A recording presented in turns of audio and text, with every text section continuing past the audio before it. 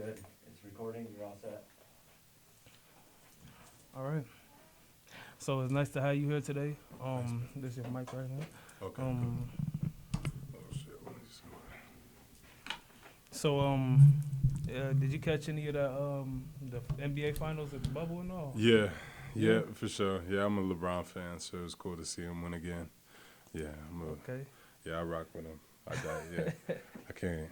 I don't understand all the flack he receives, so it was cool to see him get that dub.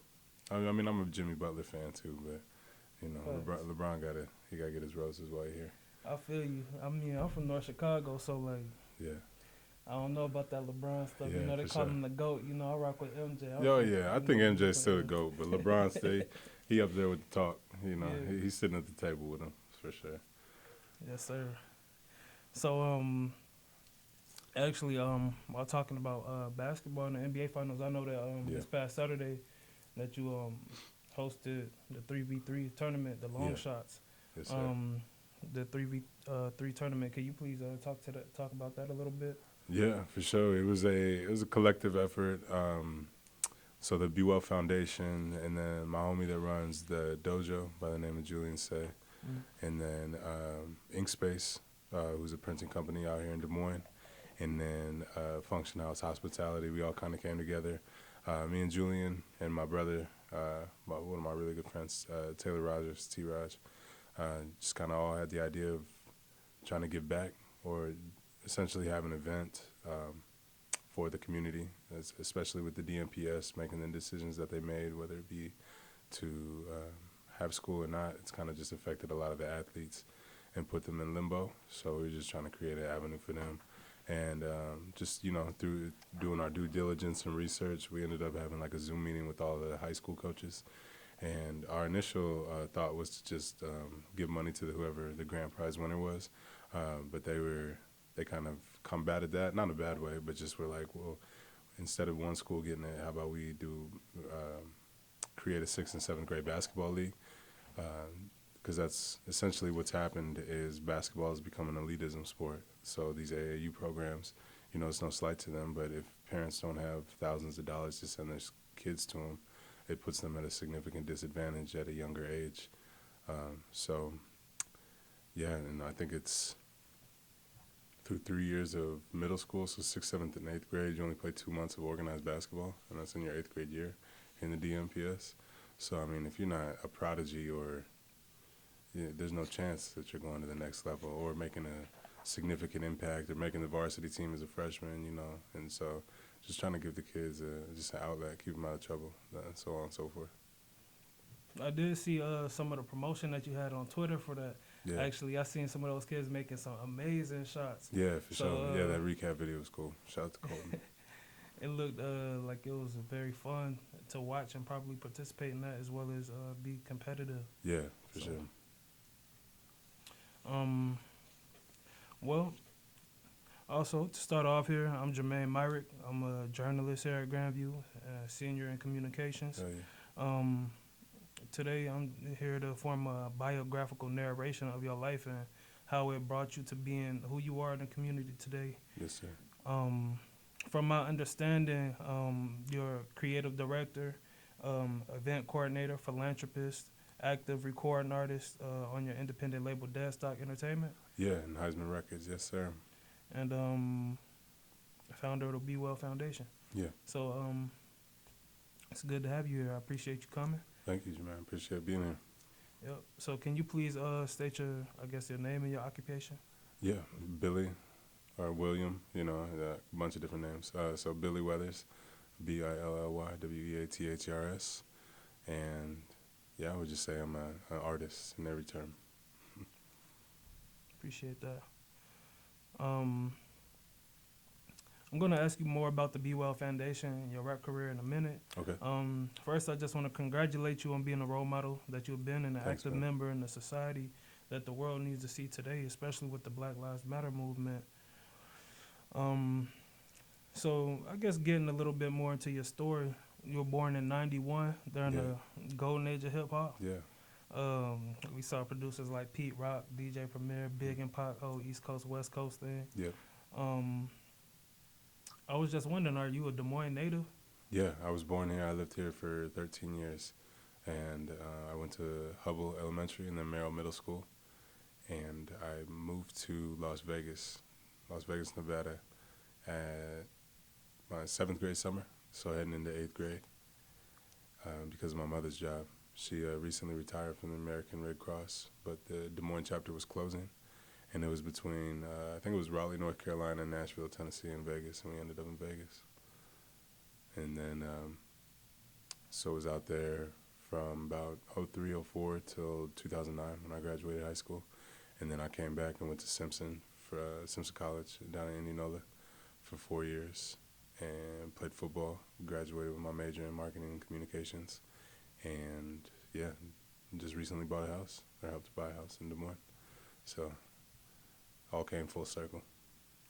That's good to hear. So growing up, I guess, what was your family like? 'Cause you said a little bit about your mom. Like, how was your family like? Did you have brothers? You know? Yeah. Siblings? So so I'm mixed. My mother is white and my father's black. So that creates a dynamic just in America.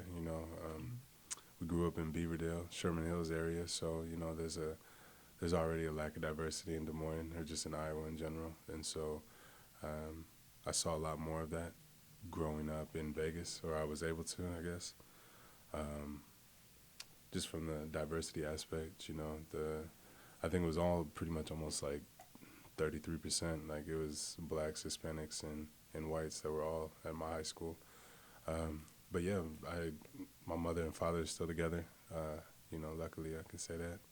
I'm blessed to say that. They live down in the East Village, so it's cool to be able to just hop down there and see them. My father's kind of, I get in COVID terms, high risk, so I haven't been able to really kick it with them, just like a lot of kids and their parents, I'm sure.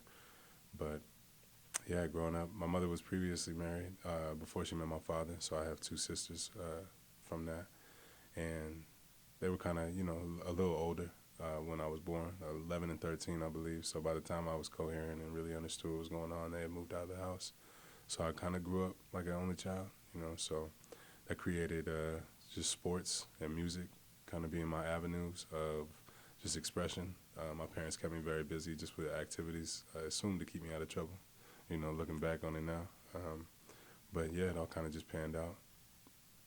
But. So how did your parents, did they have, I guess, any certain views on how you took in the music culture? Yeah, they actually didn't want me listening to like profanity in my music. They didn't mind hip hop, but they knew what came with hip hop. And so my first two CDs, being from the Midwest, I got Country Grammar, and I also had Outkast, but that came later. But so Country Grammar, and then Murphy's Law, so Murphy Lee's CD.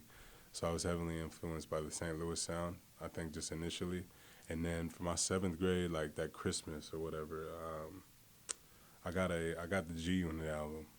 It's Beg for Mercy with Lloyd Banks, Young Buck, and 50 all on the cover. And yeah, that was explicit. That one wasn't edited, and that kind of got me into, that was like hardcore gangster rap. Essentially, like there's not a lack of it on that entire album. And I just remember having like my Walkman, and I would listen to that thing on repeat until I learned. I still know every word to that song. And so, they didn't want me. I just remember my dad specifically saying just a lot about specifically, the N word and not wanting to hear that in his household and things like that. So I respected it, but as we all know, hip hop uses that quite a bit. And so I think I came to my own like throughout high school, being around friends that, showed me different music, so on and so forth. But I always had my headphones. I was, I wasn't ever blaring music in their house. So, yeah. And then, they support it now, so. Did that affect how, I guess, the friends you came to have growing up? Just music, or what do you mean? Yeah, well, just growing up listening to music the way that you did, yeah. More often outside of your home. Mm-hmm. So I would imagine that the friends that you did have would probably have some type of similarities with the type of music you listen to, or just like to listen to music as you did. Yeah, 100%. I remember just in specifically, I guess, like my freshman, sophomore year, that's kind of when I was starting to get into like the West Coast like music. I was listening to The Game a lot because of like my homies that I was hanging out with. Jacob Hoffman's actually who put me on to him. Um, and then yeah, just Nipsey, and just kind of learning like the structure of the West Coast music and just like how out the trunk it was. Like people was just hustling their mixtapes and doing this, that, and the third. And you know, Vegas is only 4 hours, 3.5 hours from LA, so you get a lot of spillover from that. And then yeah, around that time is like when LimeWire was out, you know, and so we was whatever you want to call it, we was getting a lot of music and a lot of viruses at the same time on our computer, but. I would roll around with my homies, Tubbs, Mississippi, and Biggie, and we all just kind of, we listened to different music, but we listened to the same music. And so I just would, I think I was the only one with a laptop, so I would like burn CDs. And then, yeah, we just listened to like, at this time, like Wayne was at his peak, you know, this was pinnacle Wayne. And at that time, like in high school, I was listening to Wayne, Lupe, Nas. I was listening to very like lyrical artists. But what kind of all sparked it was I played football in high school, and I played wide receiver, and another wide receiver on the team, his name was Jeff Postel. He had a super dope car, like a crazy system, and just an iPod full of music I had never heard before. And I remember riding in his whip one time, and I was like, yo, man, can I get some of this music? And he was like, no, man, you got to go find your own. And I was like, okay. You know, I took it as like not ever as a disrespect, but I was like, cool, all right, fuck it. I'll go find my own music then, you know? And so that kind of dove me onto that path of like just going to find my own underground music, because you can always go find, you know, that's when Apple was starting to have dollar singles, or you know what I mean, you could buy full albums off of iTunes and shit like that. So yeah, LimeWire. And then around that same time is like when Wayne found Drake, back in that like 07 to 09 range. And so it was cool to be like, you know, on the forefront of like finding music, because that was like the cool shit. Like, you know, when songs dropped, that means that they had already been out for 6 months on the underground. So like people would hear them on the radio, and you'd be like, man, I've been had that. You know, that's in my old catalog, or this, that, and the third. So that was just like you know, that was always like a head nod that you would get from other underground kids. Like if you had heard this, that, or the third from so and so already. And so yeah, I mean, I think it still plays a part. You know, it's different now making music more regularly, but. Yeah, it definitely had an impact. That's sweet. So I actually was listening to your song Ride. It featured Michael, I think Hojati. Yeah, yep. You had gave an analogy of feeling like a mix of Frank Lucas and John Gotti. Yeah. And I was just wondering like what did it mean to your song, and what was your inspiration behind the lyrics? So I've always been very intrigued by just, I think the game in general, whether you want to call it the drug game or whatever however you want to look at it, but just like that kingpin figure has always been very intriguing to me. I studied him, you know, from Gotti to Frank Lucas to Rayful Edmonds to Kenneth Supreme to Tukey Williams. Like, I really like just the power that comes along with that. And then obviously, you know, it's there's triumphs and tribulations, and so it's grotesque and beautiful. You know, so understanding like, yeah, all of it is like glitz and glamour, but they were doing detrimental things to their neighborhood, this, that, and the third. But I was more concerned with like the leadership capabilities of these cats and how they had people, you know, they had shooters riding with them. They had people ready to die for them at all times, and just like the power they had within their community to provoke change or bad. It was just very inspiring to me, and that's just always been something that I've been very intrigued about and wanted to. And I don't know that I've ever, you know, I'm never gonna put myself on blast and talk about bad activities, but I've never been like you know, the head man moving weight around the city or any shit like that. But like, in regards to like power and figuring out how to have that and actually be a leader is, I feel like, what I studied from them. So I guess growing up the way that you did, and having your friends in the type of atmosphere that you grew up in, did you experience any code switching to where you would have to, I guess, speak a certain way around a certain group of people, but when you would interact with different groups, you have to change the way that you actually spoke with them? Yeah, 100%. I don't feel like I kicked that until like a few years ago, honestly. I've always felt like a a chameleon. Like I could associate or be around anybody because I was just personable and I could communicate well. So I was just, and I just liked being around people. So it was like, it didn't matter to me what the fuck the crowd was. It was more just getting to interact. But I always, for when I remember getting called on it from being like, why do you act like that over here but not over here? And then, but also starting to realize in myself was just, you know, growing up mixed. Like, you spend a lot of time with the white side and then you don't know where you fit in on the black side or vice versa for some people. So I spent a lot of time on the white side, whether that be my parents trying to protect me from what they felt like was the pitfalls that come from being black in America or what it was. But it definitely put me in an odd situation where, you know, I think a lot of kids go through identity crisis, and I think mixed kids specifically go through a hell of one where they don't know where, like, you know, you don't know where to identify. And I had a line in No Favors that was kind of like that, when it's like, when you're too dark for the whites and not black enough for the blacks, you know, like, it puts you in a weird little limbo where you're just like, well, fuck it, I guess I'll just make it shake. And, you know, sometimes you're the cool black guy and sometimes you're the loser black dude. Or that's at least how I felt in, like, middle school, you know. Now that I've become a man, I think I've understood that, and know that I understand now that, like, your character speaks with regardless, you know, whatever room you go in, like, it kind of transcends if you are who you are no matter what. So,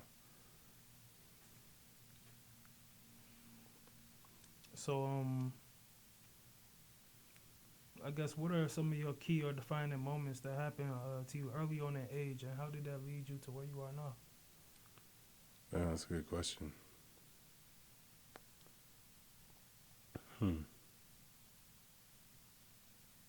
I think the move to Vegas, that was probably, you know, growing up in Des Moines is very,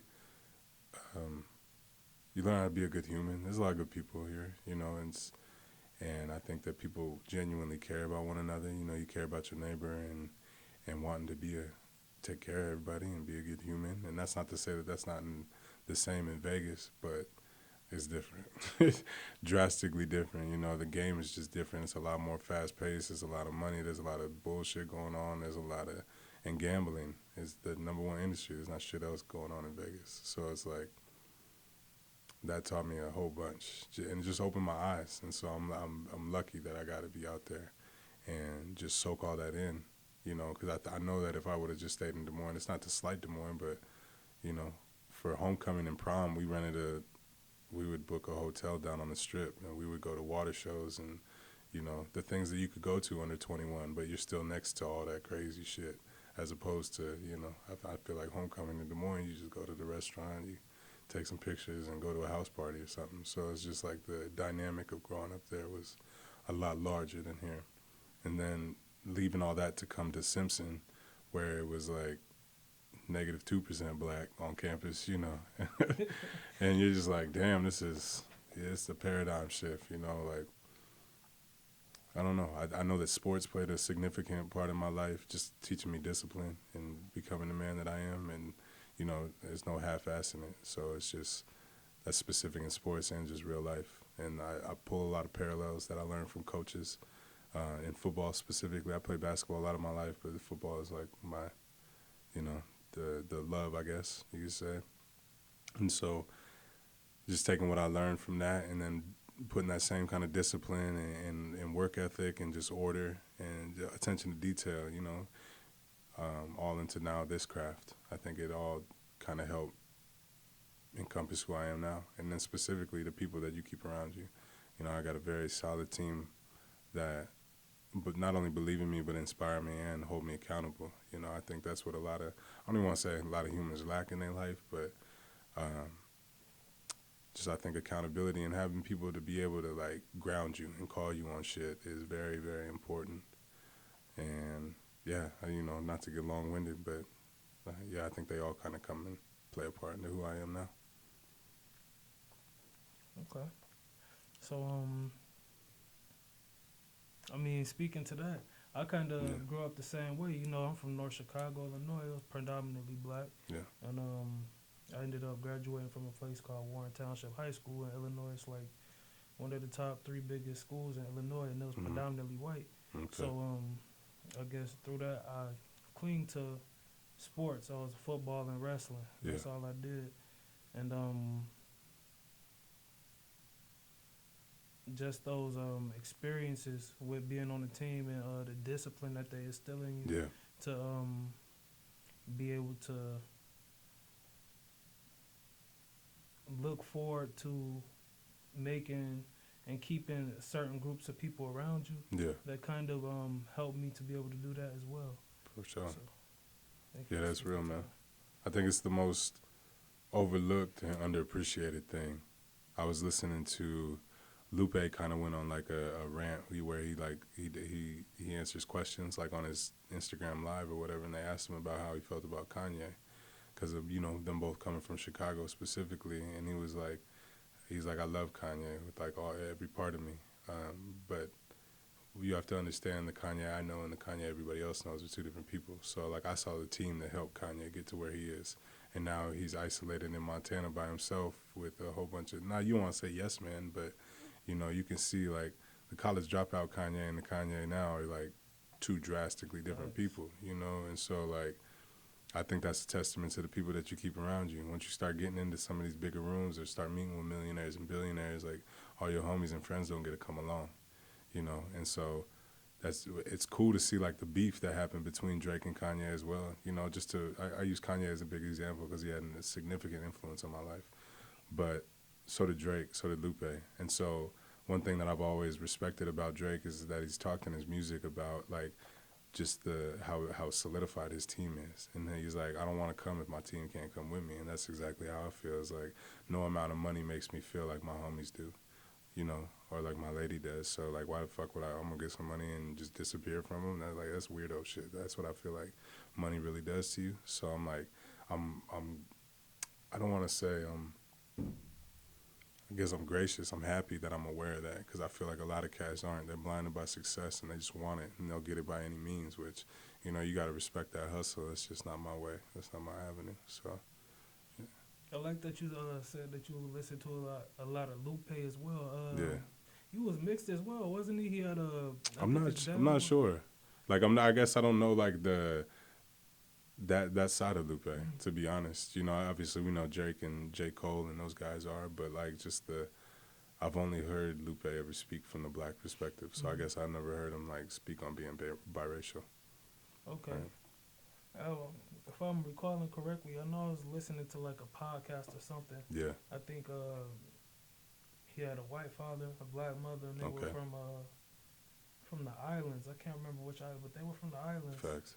And he just came up a type of way where his father's side of the family didn't accept his mother right away until he was born, and he was kind of like the connecting piece between the family. Same. It's weird how that works. It's shitty that works that way, but it's weird. So, were you always intrigued with rap and hip hop? Yeah. Yeah. Yeah. Very much.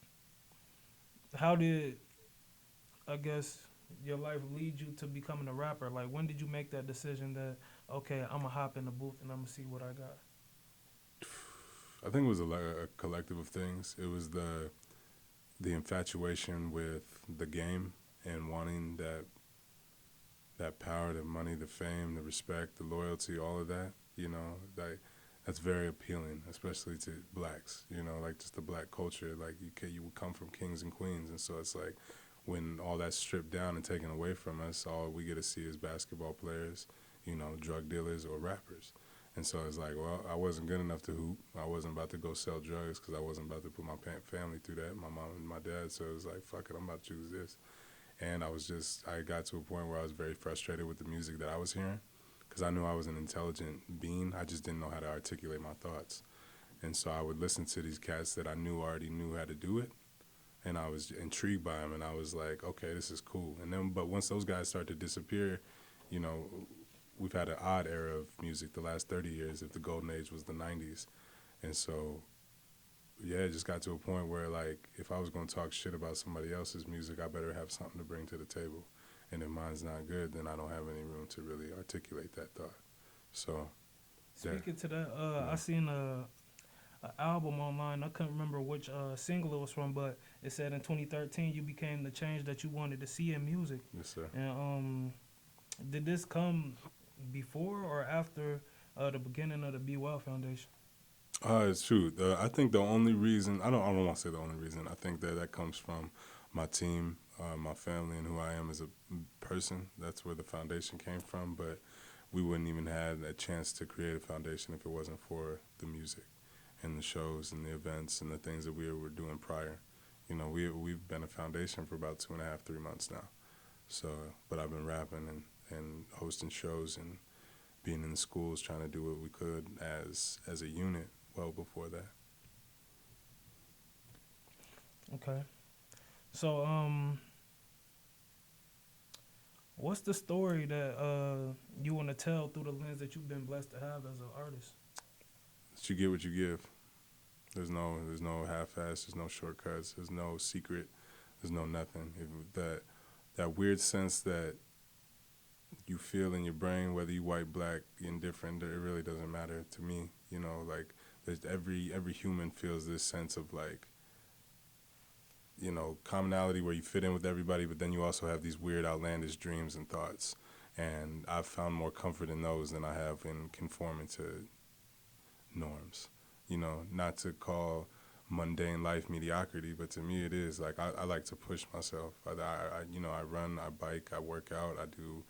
The toughest thing in the world right now, I feel like, is to try to make it as a musician, and that's what I chose to do with my life. You know, so it's like I didn't choose. You know, like who do you study? You know, there's no book, there's no class that you go to, there's no hip hop tutorials, none of that bullshit works. So it's really like hustle and grind. You take notes. You aspire to be the guys that came before you and the women that came before you. And I think all I'm doing now is taking what I've learned and critiquing it, you know, and I guess bending it to my lens. And I'd say, to answer your question though, is like, if you see it, it doesn't really matter if anybody else sees it. If you see it, like, go get it and run after it, but don't half step. Don't make excuses. Don't blame anybody. Don't find like loopholes. Like really go in. I've had shows with 5 people. I've had shows where we went and promoted for 3 weeks to have 10 people show up. You know, or 3 months. I've had albums not do anything. And I would say now, the album that I'm currently working on is my most put together. I'm proud of this. This is what I want people to know me as. But I had to go through 8 years of finding that. You know, so you can't replace time. And I feel like a lot of people, we just live in that microwave age where everybody just wants the shit right now. And it's just like, I feel like my parents is old school. They more crock pot, you know. So they let it simmer, cook all day. And that's how I feel like if you're going to be a creative, I feel like if you're going to be anything, honestly, in life, you really got to give it time to like marinate. Because, I mean, I've lost relationships, friendships, money, job opportunities, you know, living opportunities because I saw this dream and I wanted to see it through. I think that's really important as well because, you know, how you say let it marinate. Because I'm being at the age that I am now and around college students, it's easy to feel pressure, you know, being young 100%. to be successful immediately. Yep. You know, I feel like one thing that we could take, if anything, is to let it marinate. You know, everything don't come. You don't become a billionaire overnight. Correct. You know, so 100%. I'm intrigued with your music and your resume at work. I find it to be revolutionary. Thank you. And grasping what it means to be you, showing the love to the world that you live in, and it's in a manner that fuses like your rap and hip hop with. I like the music. It's very funky rhythm. There's a little soul in it. Yeah. Like when you listen to the music, it's a little vocalist in there sometimes. For sure. So Yeah, for sure. I really vibe with that. Thank you, man. Of course, man. And I know you in one of your songs, you spoke to actually a few of your songs. You spoke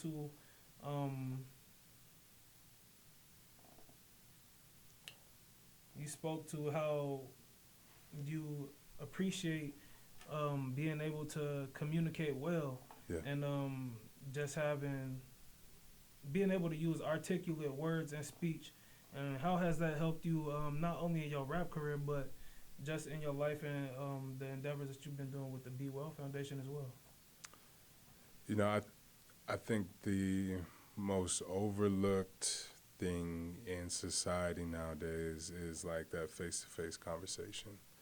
And luckily, I have a mother that's very good at she'll talk your ear off if you get it going, you know. And my dad's like almost the complete opposite. He's very intelligent, but he's very like, you know, don't ask me nothing, I don't want to talk about nothing kind of thing. So uh, I was born May 31st, 91, so I'm a Gemini, and so I feel like I got both of them. You know, I got my dad's like reclusive side, but I also got my mother's like, you know, go and be in everybody's face, talk to everybody and accept everybody's kind of thing. And so I think my greatest attribute is how I can make humans feel and how I can talk to them and hopefully inspire them to reach for or dream about things, you know, because that's like what artists do for me.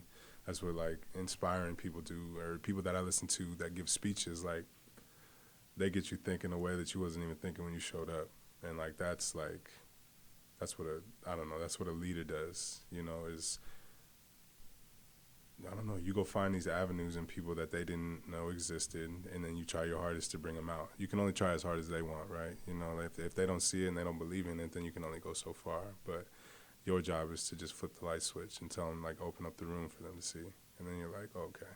So I feel like that's my one separator, you know, is just the, and just, you know, trying to battle white America, you have to look a certain way, you got to talk a certain way, you have to be presented a certain way. I get all that, but, like, I also don't forget where I came from and who my people are. And so I understand that I did go to a 4-year predominantly white college, and I do know how to speak exceptionally well, and I do know how to articulate and move in a room, but that's never to downplay what I learned from my uncles, you know, or my cousins, or, you know, or the streets that I grew up in. I just found my balance. I know how to play on both sides. I know how to operate in any room, any realm. So I think that's my, like, advantage, and not only in rap, but I just think in life. So I think that's important as well, especially to the young black men. yeah, You know, especially such as myself coming up and going through college. It's different than what we used to, you know, in our communities. right. So, I mean, often it's easy to feel like you might not belong in this situation, or, you know, if I'm supposed to be somewhere else doing something else rather than, you know, getting my education and doing this thing. Mm-hmm. So, I guess in saying that, I want to ask, do you have any advice for young black men coming up?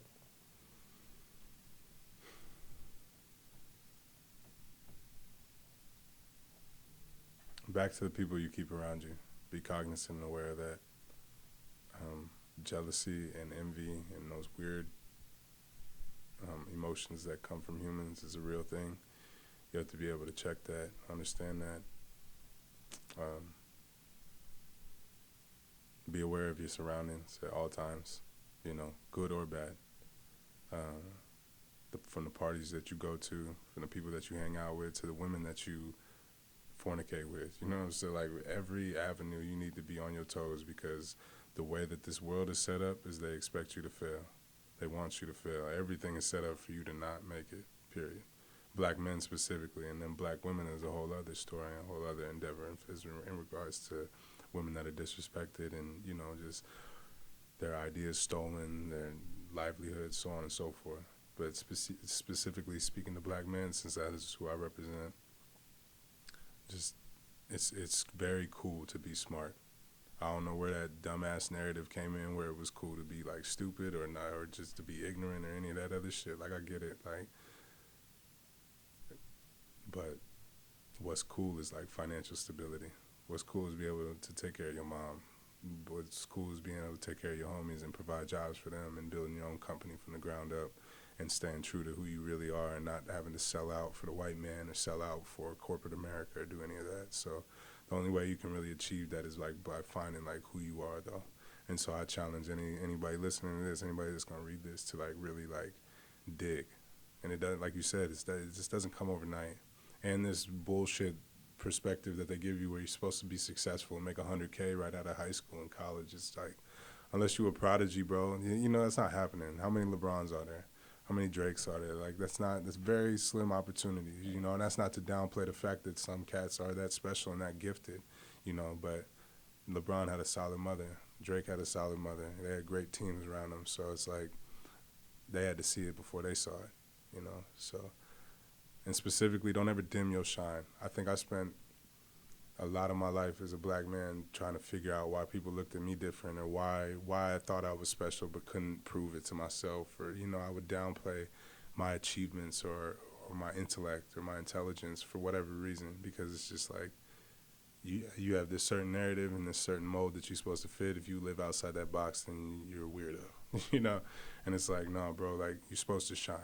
You're supposed to look different. You're supposed to glow, and people are supposed to look at you and try to figure out what it is that separates you, what it is that's different, you know. So, and take care of your people, man. Period. So whether that be, you know, I don't know who's like in all of these cats' lives, but yeah, stay down to earth and work harder than you did yesterday. And work hard because I don't know. It was like when I was lifting, that was always what I thought of. Like I think of the small conference that we're in, and then I think of the world. And, you know, it just keeps getting bigger, and it's like there's always somebody working harder than me. You know, like with something to do, that they're focused, they're more focused than me. They got something, so it's just like I don't know. You can always be doing something. You know, that when you're watching Netflix, when you're making a poor choice eating habits wise, when you're doing this, that, and the third, just know somebody else isn't. So if it's really what you want, like, come to terms with that and be like, okay, fuck it, I got to get rid of all the distractions, all the BS, and determine this is what I want out of my life. Yes, sir. So, coming around to the end here, I only got a few more questions Yes, for sir. you. I guess I really want to ask,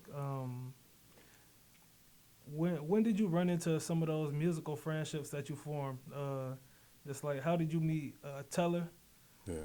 Banks? He's on Dead Stock as well. Yeah. 100%. And you said there was another company that you ran with for as far as music. Yeah, so I recently got my branding. I got Dead Stock on my left hand and Heisman Records on my right hand. So Dead Stock we made back in like 2018 once we kind of created this whole collective. My homie, my brother Ant, had moved down from Sioux City, and he's our sound engineer. And yeah, we was all just essentially living in this house together. My brother T. Raj, who's like my DJ, he's the president of the foundation. My boy TK was like our guitar player. And then Johnny ended up moving to Des Moines from Atlanta because he knew Ant from Sioux City. Like our head of security is Jim Stessman, who I went to Simpson with and played college football with. But specifically, like, I think in 2017-18 is like when I met Apollo, and then we started working together. And he's featured on a lot of my music. Shout out to him because he's one of the most talented people I've ever met in my life, and just hilarious, down to earth, good dude. And then through him I met Space. We're just working. Yeah, I don't know. You just kind of you start going to shows, you start meeting other people, so on and so forth. But Teller specifically, he got brought to a show by one of our homies named Will. And he was from Denver, and I just remember like the first interaction. It was like super like standoffish, you know. But then I ended up. That's who I get my jewelry from. That's who I spent a lot of time with him. We're roommates now, and so we just spend a lot of time within the same circles. But yeah, He got a fresh album that just came out. Didn't he? The Grotesque and Beautiful. Grotesque and Yes, sir. Beautiful. It's his best body of work. Yes, sir. So I just been listening to a lot of you guys' work, and I find it refreshing. Thanks, like man. also ironic how the name Dead Stock, Yeah. accompanied by you guys' sound. It's a fresh sound. It's not something that everybody's doing. For sure. So how did you guys come up with that name? Well, that was collective, I think, too. It was just like the fresh out the box, you know what I'm saying? To quadruple entendre, really, if you want to start looking at it. But, like, it's never been worn before. And, like, a lot of the ideas that we're doing in Des Moines, a lot of the things that we've pulled off in this city already have, like, you know, I'm in it right now, so I'm not really looking back and being like, damn, that was a cool cut. But I know at some point I'm gonna look at these and be like, damn, like we really did some powerful things. And so I think that's where it comes from. It's just like the mindset that like do something new, do something fresh, do something outside of like the realm of like what has just been going on, you know. And I'm a sneakerhead. I've got a bunch of shoes. I love shoes, so it played off of that. But yeah, I think that. What type of shoes you like? I recently became like a fan of SBs, like through Teller, and just the homies down in Subsec. Shout out Kevin. But shit, we black. I grew up with forces, yeah, and especially being from the Midwest. Like I remember when they dropped Air Force Ones, when Nelly and the St. Lunatics dropped that. I knew that shit word for word. Like, but they didn't sell them in Des Moines. You know, they don't like black stuff here in the city, so or the state really. Yeah, facts. You gotta travel to get a lot You of gotta, stuff. yeah, you gotta go outside. And so I remember the first time we was in Peoria, Illinois, at this like bum ass mall, I think. But I remember just seeing racks of shoes, and I'm just like, yes, you know what I mean. My mom and dad had heard me listen to that song, and so when I see them, I just run up to them, and they're laughing and doing all this. But like, that's like, you know, this day and age, like we are products of the Jordan era. You know, like I still have a lot of pairs. I can name them when I see them walking, and it's just I remember talking to this cat back in like college, and we was just talking about like how black people specifically, and I think now Americans take their appearance very serious. And then I started like asking my uncles and just kind of older blacks, and it was just like I came across like a lot of people feeling the same way in regards to like a lot of blacks didn't have shit, you know, after slavery, after, you know, the civil rights movement, so on and so forth. Like we couldn't own anything outside of how you were presented to the world. And that's why black people are so fly. That's why they take their appearance so serious, is because like we might not have $1 in our pocket, but we look like we're worth $1 million, you know. And so it's like every time I leave the house, like I'll probably irritate my friends, but I'll be cleaning my shoes, you know what I mean? Make sure that like everything is pressed down to the last, because it's like I already know. Like I said in the beginning, like they expect us to fail. So when I step out and look like I'm winning, like I want it to be presented well. Like I want you to understand that, like, yeah, we are doing well, but we haven't even scratched the surface of the potential that we have, you know. But like you got to believe that shit before anybody else does, you know. And that's way past the materialism type of like mindset. There's a lot of people that got it and don't know what to do with it,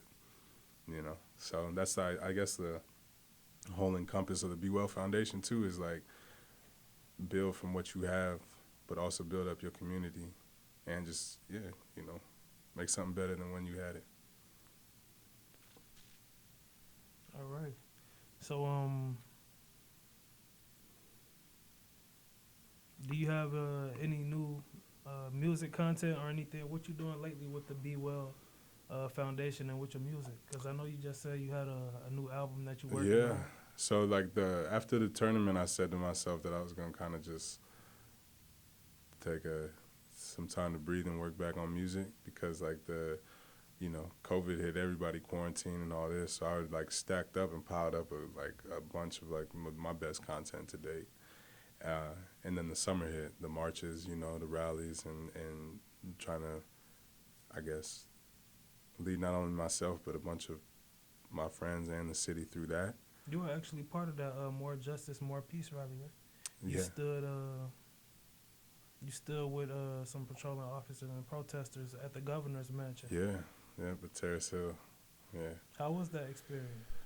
Life-changing. The whole summer was, I don't know, I don't think screenwriters could write a better, I don't know, that shit was surreal. I just remember taking, I don't know how filtered we're supposed to be on here, but I took acid for the first time, and I took it with my homie, and he was like, "You're really that dude that you think you are," you know what I mean? Because I think a lot of the time I was still fighting insecurities and just kind of trying to prove to myself that I was, and that was a very eye-opening experience to be like, no, like everything that I want is aligning with everything that I'm currently like doing and who I am. And so that happened back in March, April, and then RIP to George, Floyd. And with that happening up in Minnesota, it hit a little different, like just as a Midwest kid, you're like, fuck, man, this is 3 hours away. And I have a bunch of family that still lives up in Minnesota.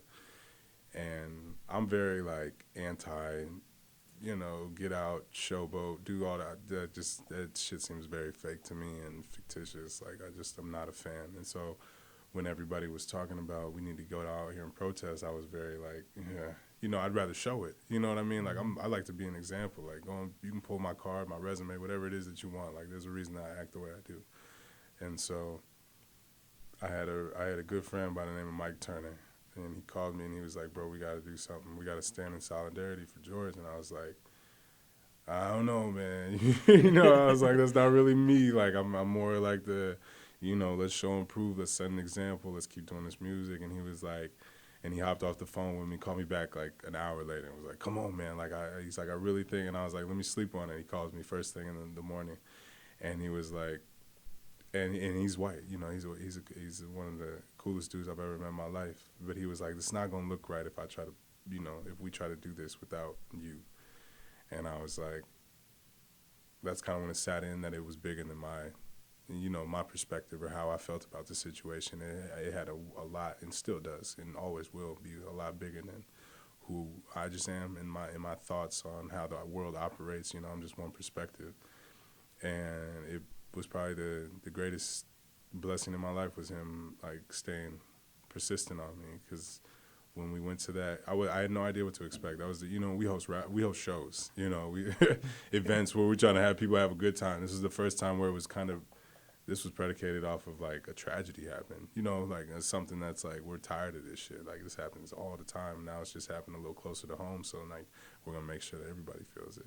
And that first rally that we had in this city on the 29th, May 29th, down in front of the police station. And we set up the speakers, and, we was going to talk for 30 minutes, send everybody home, and then thousands start showing up, and we're like, damn. Like, this just grew way bigger than we ever thought. Like, and I remember Mike being like, not to air his business out, but he was like nervous. He was like, fuck, man. I'm looking at him, he's sweating. He's like, because he's like, the news is there. All 5 news channels are sitting there with their shit, and like reporters are wanting to come talk to him and be like, hey, we saw you set this up. And he was like, I don't want to be the white man that's, trying to rally it just didn't look right. So I was like, like, I remember just kind of like coming to peace. I appreciate meditation and yoga. So I was like able to just close my eyes for like 5 seconds and just kind of be like, all right, this is what we're supposed to do. So I was just like, Mike, I got it, and just went up and kind of introduced what we were going to be doing, went and talked to all the news channels. And I really just felt like it was like back to that, like who I idolized, who I grew up trying to aspire to be. I was like, damn, I get to be him. You know what I mean? I get to be who I thought I was and wanted to always be, but in a realm of what aligns with my character and my morals. I didn't have to sell out. I didn't have to go push product to people in my own community. I didn't have to do any of that, but I still have that love, that power, that admiration, and that respect. So it was just like, once that all started clicking, the marches didn't stop. And then it was just like that responsibility of making sure that like people got home safely, Right, and so that, you guys were actually down there a few days, huh? yeah, we was down there until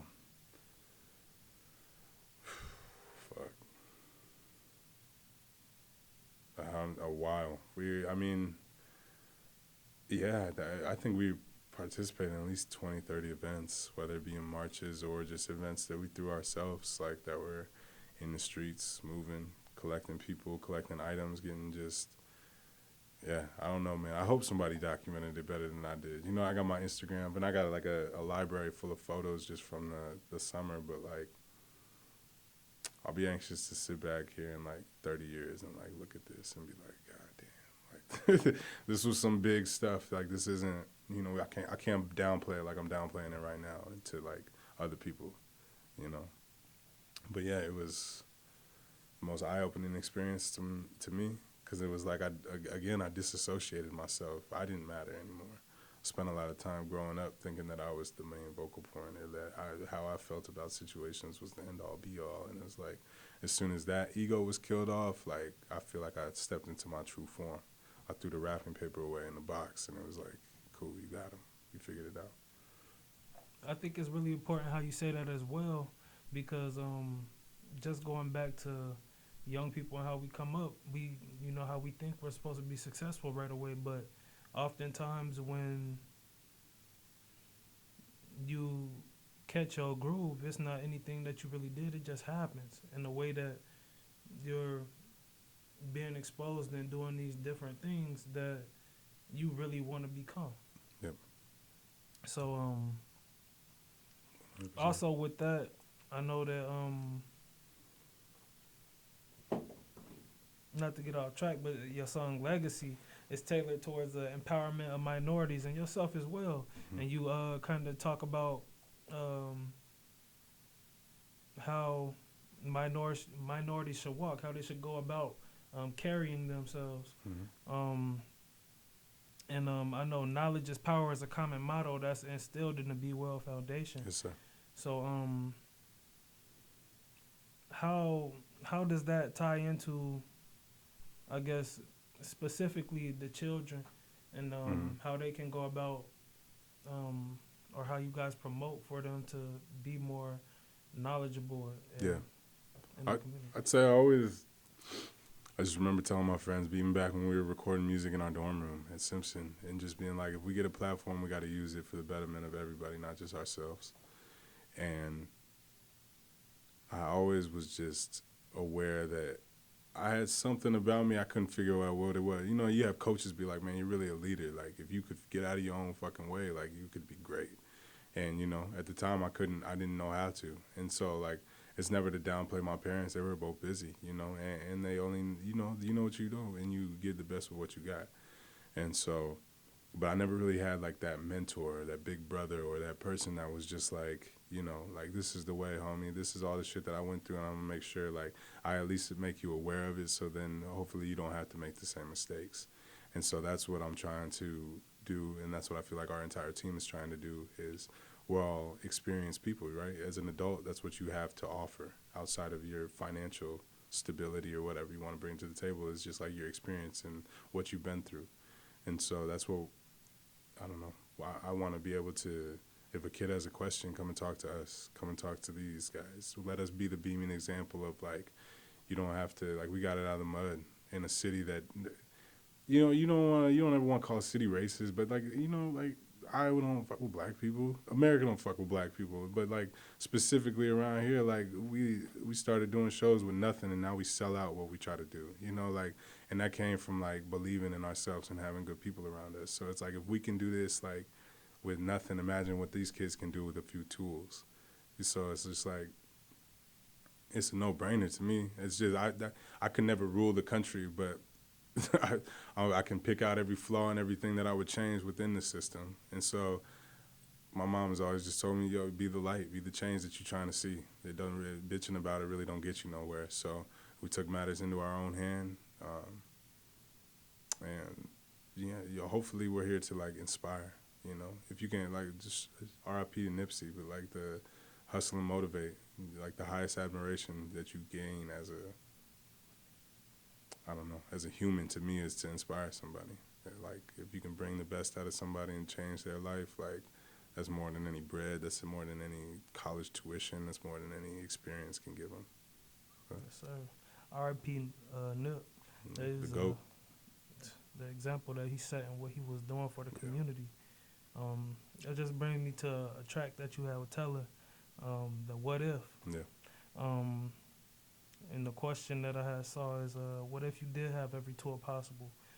Would you change the world, and how would you go about doing it? Yeah. You know, I don't know, have you ever heard High for Hours by J. Cole? If you haven't listened to early it. J. Cole? Kind of, not really. It came out maybe 3 or 4 years ago. Okay. But yeah, if you listen to it, the third verse, he talks about how power corrupts eventually. And so the real change comes from within. So that would be the motto that I would try to stand behind. I had a recent conversation with a friend of mine named Anthony Lynn, and he was talking about a young Egyptian prince that had been given, you know, everything, right? He was given the kingdom, the throne, and everything, and so he hired a mortal man, just like he was, to follow him everywhere for, like, the duration of his life, and just constantly remind him that he was a human, and like, you're just a man, you're just a man. And not to downplay like what he was doing, but just to remember, like, you know, the more success you get, the more you start to believe in yourself and your bullshit and all this, that, and the third, because you are becoming extremely powerful, right? But at the end of the day, like, buses still can hit you and you can still die. Tragedy can still strike, you know, gunfire can still take you out, things like this. So there's a dangerous narrative that comes along with being powerful. So I would never personally want to, just because, you know, I've been asked to be on boards and this, that, and the third. Or, hey, like, even through the summer, people were like, man, what would you think about running for city council? Remember? And I'm just like, I'm coming dressed like this, and I'm going to probably smell like weed, and I'm going to, you know what I'm saying? Like, I'm not going to change who I am just to conform and make people feel comfortable. You know, I'll go get it, like, essentially go do it ourselves. I don't give a shit about no system. So, like, it's hard for me to be like, I can change everything. You know, I know I can change what I got going. You know, I can affect the small pocket of people that I have, and hopefully they can outdo me, you know, because that's what I feel like a true coach and leader does, is like, I don't want what we've done to be the end-all, be-all, 'cause that's selfish. You know, I'm trying to be like, let's set it up so you guys can blow me out, you know, like, I don't know, that's how I feel about just the political climate and all of that. Is there's just a bunch of hearsay. And it's just a bunch of he said, she said, or I'm still bitter from 20 years ago, or this person gives me money, so I got to talk nice about them. And it's like, nah, bro, fuck all that. Like, honesty. You know what I mean? Be truthful with yourself, first and foremost, period. Be truthful with yourself and God, and that relationship needs to be solid.